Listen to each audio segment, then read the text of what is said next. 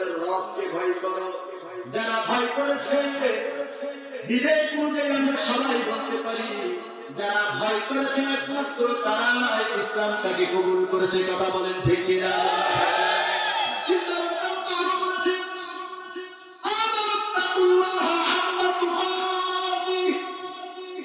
তোমরা তোমাদের রবকে ভয় করো, ভয় করার মতন ভয় করো। আমার বন্ধুগণ বলতে চাই, আজকে আমরা ভয় করেছি ঠিকই, মুসলমান হয়েছি ঠিকই, কিন্তু আজকে আমরা নামাজ পড়ি, মিথ্যা কথা বলি, নামাজ পড়ি, চুরি করি, নামাজ পড়ি, বাটপারি করি, শয়তানি করি, অন্যায় করে, অন্যায় মাল ফাঁকি দেয়, জমি ফাঁকি দেয়, নেতা হিসাবে গাদ্দারি করে। কথা বলেন ঠিক কিনা? কিসের মুসলমান আপনি? আমি আলোচনার সূচনায় একটা সঙ্গীত করেছি, ওই সঙ্গীতটা যদি আপনি একটু বোঝার চেষ্টা করেন, আপনার জন্য এই 1.5 ঘন্টার আলোচনা হয়ে যাবে। আপনি কিসের মুসলমান? আপনি মুসলমান পরিচয় দিচ্ছেন, অথচ আপনি মিথ্যা ফ্রাইড করেন, চোখ করেন। এটাই মুসলমান আপনি। আপনি নামাজ পড়ে মিথ্যা কথা বলছেন, নামাজ পড়ে চুরি করতেছেন, নামাজ পড়ছেন শয়তানি করতেছেন, নামাজ পড়তেছেন ঘুষ খাচ্ছেন। আমাদের দেশের ভিতরে সুদখোর ঘুষখোর আছে না?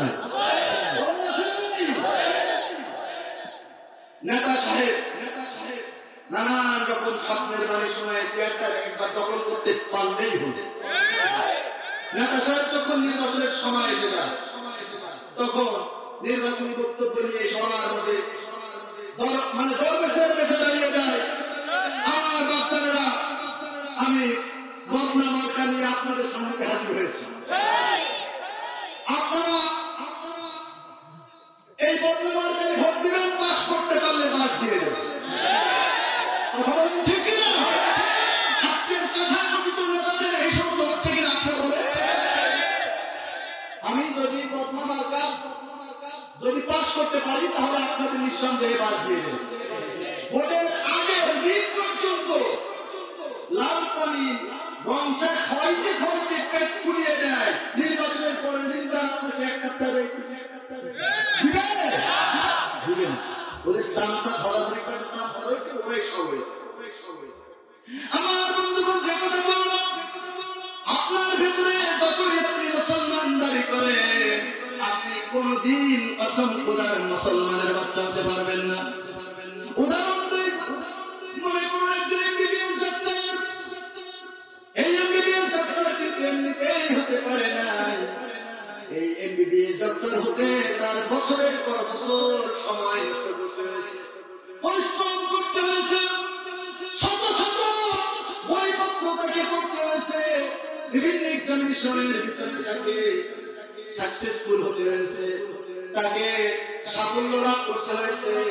এরপরে একটা সার্টিফিকেট সে অর্জন করতে পারে। কথা বলেন ঠিক কিনা?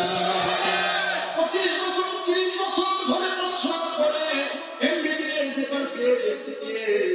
এই সমস্ত ডিগ্রি সে অর্জন করতে পারে। কথা বলেন ঠিক কিনা? তাকে বলেন ডাক্তার বলেন। কিন্তু এখন আপনি চিন্তা করুন, আপনি ডাক্তারের ছেলে, আপনাকে কি কেউ ডাক্তার বলবে?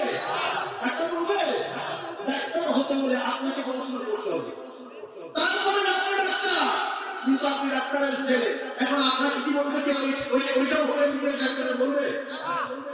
এটার মাধ্যমে আমি বলতে চাই, আপনার বাবা মুসলমান হতে পারে, আপনার দাদা মুসলমান হতে পারে, আপনার 14 সবাই মুসলমান হতে পারে, তাই বলে কিন্তু আপনি মুসলমান না।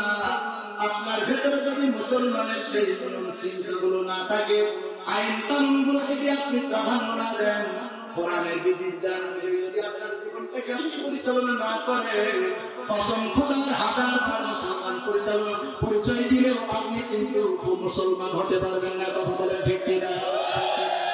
মুসলমানদের ভিতরে মুনাফিক আছে, আল্লাহ তাআলা বলতেছেন, মান ইয়াকুলু আমান্না বিল্লাহি ওয়া বিল ইয়াউমিল আখির ওয়া মা হুম বিমুমিনিন। জোরে বলুন আল্লাহু আকবার। কোরআনুল কারীমের ভিতরে সূরাতুল বাকারা 1 নম্বর পারা 2 নম্বর পৃষ্ঠার 4 নম্বর লাইনের ভিতরে 8 নম্বর আয়াতের মাধ্যমে জানিয়ে দিলেন, ও আমার মুসলমান ভাইরা, যারা আল্লাহকে ভয় করে মুসলিমের ভিতরে ভিতরে নাম লিখিয়েছেন যারা মুসলমান হয়েছেন, যেহেতু আল্লাহ তাআলা তাদেরকে ভয় করতে বলেছেন, এই ভয় নিয়ে যারা মুসলমানের ভিতরে এসেছেন, আমাদের ভিতরে যে সবাই মুসলমান না এই কথা কিন্তু আল্লাহ তাআলা ফ্লাশ করে দিয়েছেন। আল্লাহ তাআলা বলতেছেন এই মানুষের ভিতরে অর্থাৎ মুসলমান হয়েছে, এই মুসলমানদের ভিতরে এমন কিছু মানুষ রয়েছে তারা বলে তারা বলে আমান্না বিল্লাহ, আমরা আল্লাহ করে ঈমান আনছি। এরকম কথা বলতে বলতে গলাবাজি করতে করতে গলা হারিয়ে ফেলতেছে।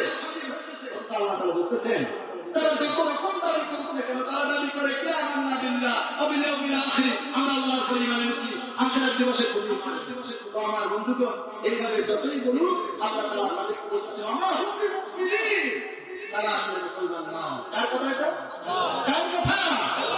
তাহলে আপনাকে আমাকে মুসলিম হতে হলে মুসলিমের মতন মুসলিম হতে হবে, ইসলামের ভিতরে দাখিল হতে হবে 100%। এটি কমপ্লিট কোড অফ লাইফ, এটা এমন একটা জীবন বিধান, এটা যদি আপনি হৃদয়ে ধারণ করতে পারেন 100% অনুযায়ী যদি আপনি জীবন পরিচালনা করতে পারেন, এই গন্তব্য রাস্তা সোজা জান্নাতে চলে যাবে। সুবহানাল্লাহ।